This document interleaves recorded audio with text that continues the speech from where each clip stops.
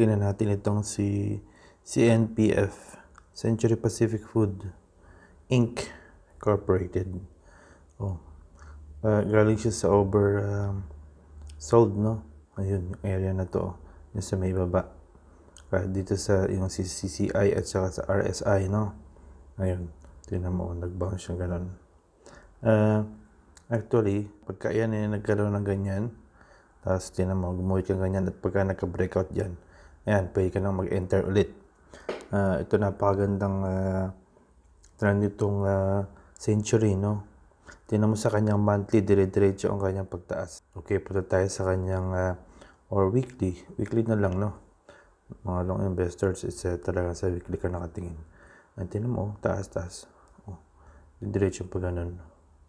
Okay?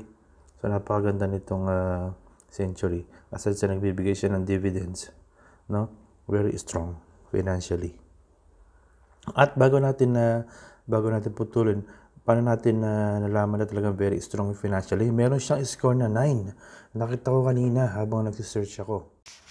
Eto, wait. Kukunin ko rito sa bulsa ko, ha? Saan ba yan? Ayan,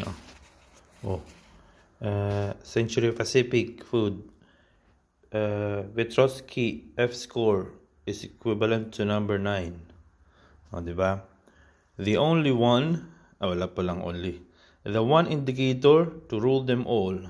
Diba? Parang the Lord of the Ring. One ring to rule them all.